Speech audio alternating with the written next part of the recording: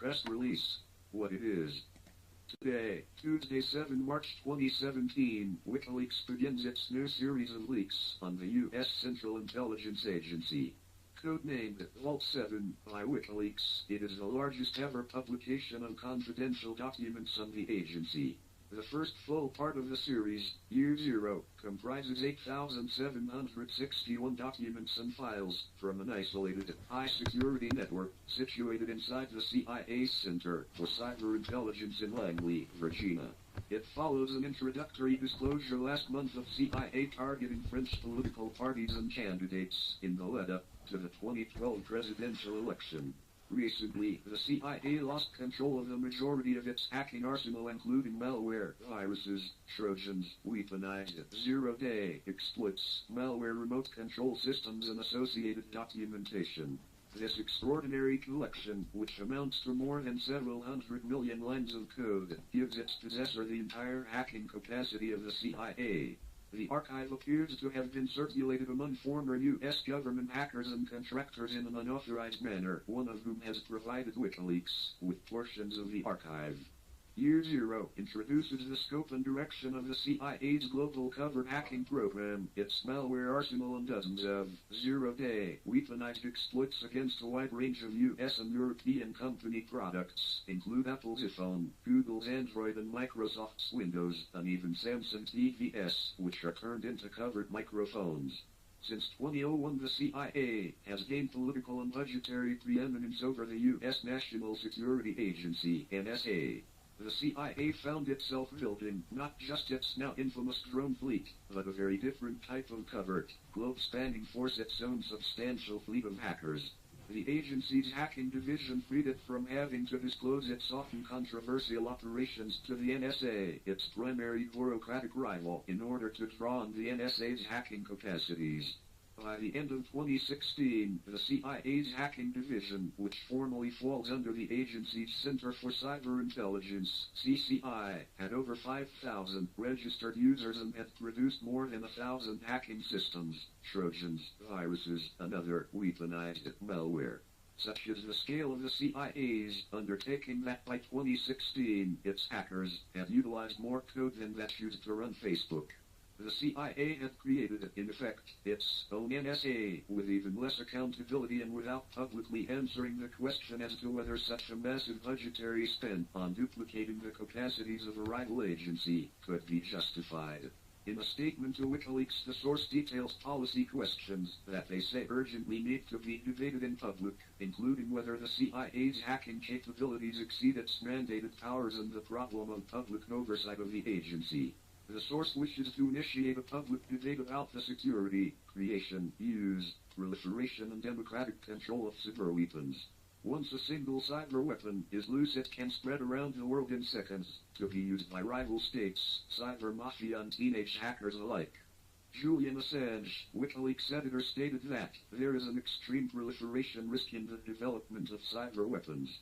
Comparisons can be drawn between the uncontrolled proliferation of such weapons, which results from the inability to contain them combined with their high market value, and the global arms trade. But the significance of Year Zero goes well beyond the choice between cyber war and cyber peace. The disclosure is also exceptional from a political, legal, and forensic perspective. Wikileaks has carefully reviewed the Year Zero disclosure and published substantive CIA documentation while avoiding the distribution of armed cyber weapons until a consensus has also decided to redact an anonymous identifying information in Year Zero for in-depth analysis.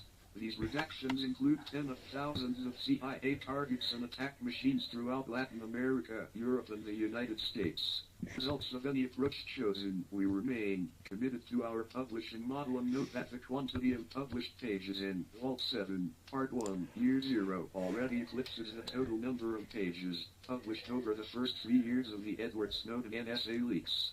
Analysis. CIA malware targets iPhone, Android, Smart TVS. CIA malware and hacking tools are built by EDG Engineering Development Group, a software development group within CCI, Center for Cyber Intelligence, belonging to the CIA's DDI, Directorate for Digital Innovation. The DDI is one of the 5 major directorates of the CIA. See this organizational chart of the CIA for more details. The DG is responsible for the development, testing, and operational support of all backdoors, exploits, malicious payloads, trojans, viruses, and any other kind of malware used by the CIA and its covert operations worldwide.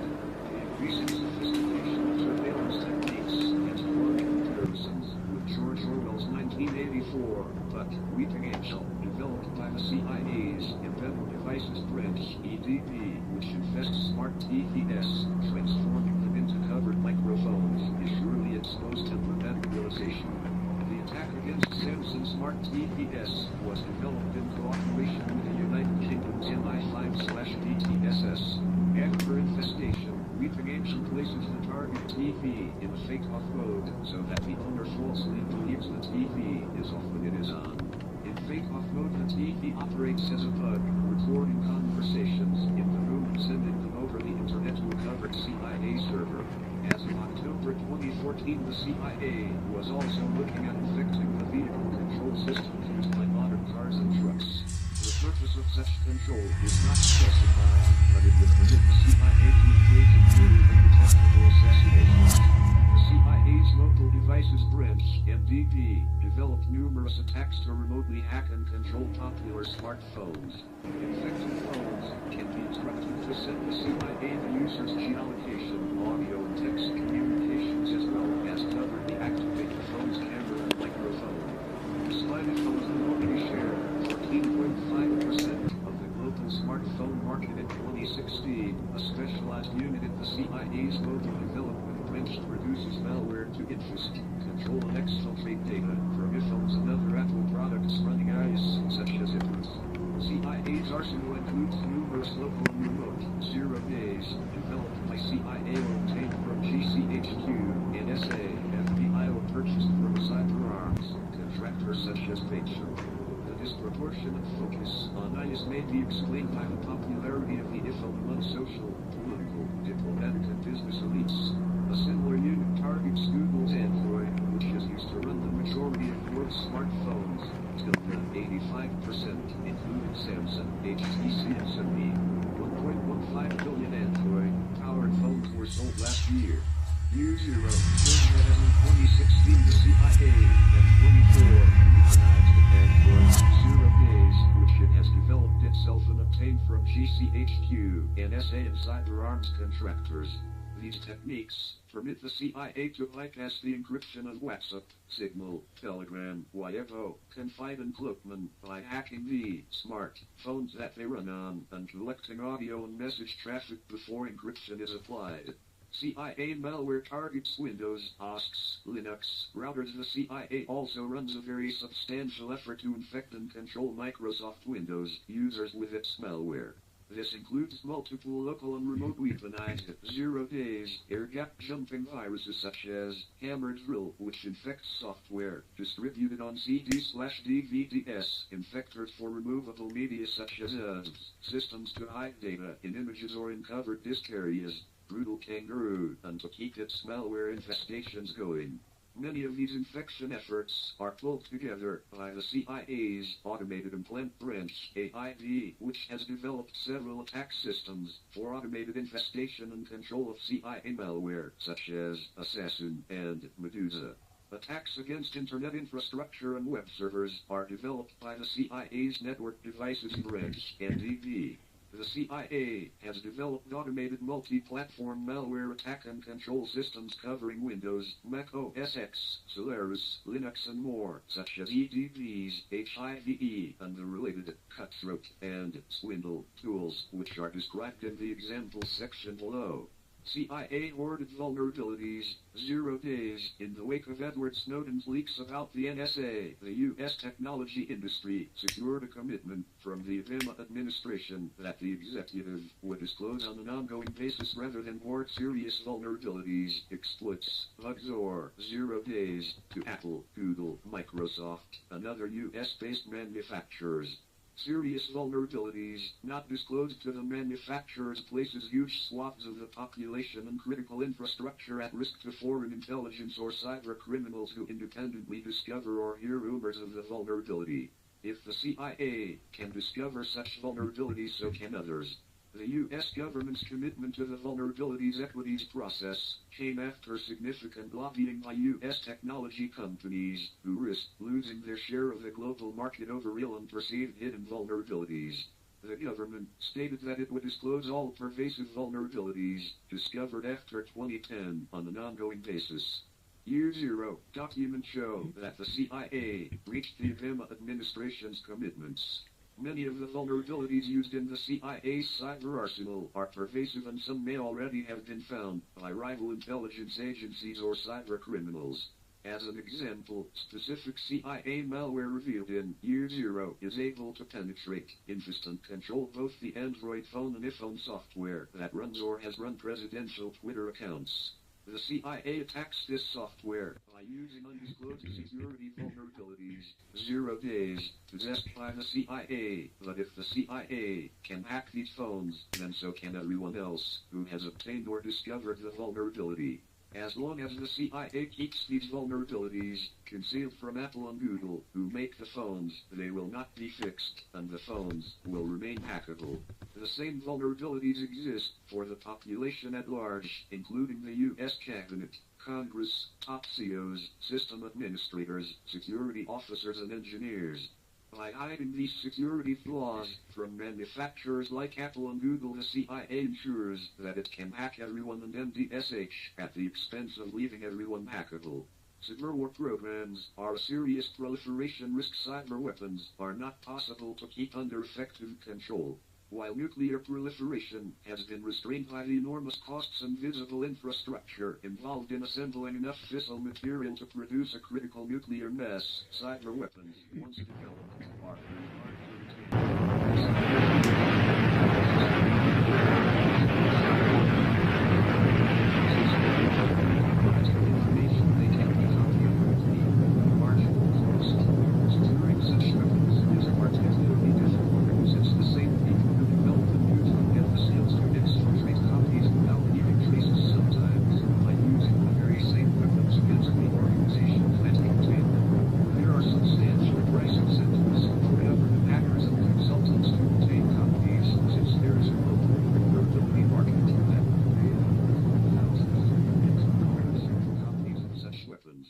Similarly, contractors and companies who obtain such weapons sometimes use them for their own purposes, obtaining advantage over their competitors in selling hacking services. Over the last 3 years, the United States intelligence sector, which consists of government agencies such as the CIA and NSA and their contractors, such as Booz Allen Hamilton, has been subject to unprecedented series of data exfiltrations by its own workers. A number of intelligence community members, not yet publicly named, have been arrested or subject to federal criminal investigations in separate incidents. Most visibly, on February 8, 2017, a U.S. federal grand jury indicted Harold T. Martin III with 20 counts of Michigan classified information. The Department of Justice alleged that it seized some 50,000 gigabytes of information from Harold T. Martin III that he had obtained from classified programs at NSA and CIA, including the source code for numerous hacking tools. Once a single cyber weapon is loose, it can spread around the world in seconds, to be used by peer states, cyber mafia, and teenage hackers alike. U.S. Consulate in Frankfurt is a covered CIA hacker base. In addition to its operations in Langley, Virginia, the CIA also uses the U.S. Consulate in Frankfurt as a covered base for its hackers covering Europe, the Middle East, and Africa. CIA hackers operating out of the Frankfurt Consulate Center for Cyber Intelligence Europe, or CCIE, are given diplomatic, black, passports and State Department cover. The instructions for incoming CIA hackers make Germany's counterintelligence efforts appear inconsequential. Read through German customs, because you have your cover for action story down pat, and all they did was stamp your passport, your cover story, for this trip. Q. Why are you here? A. Supporting technical consultations at the consulate. Two earlier Wikileaks publications give further detail on CIA approaches to customs and secondary screening procedures. Once in Frankfurt, CIA hackers can travel without further border checks to the 25 European countries that are part of the Schengen open border area, including France, Italy, and Switzerland. A number of the CIA's electronic attack methods are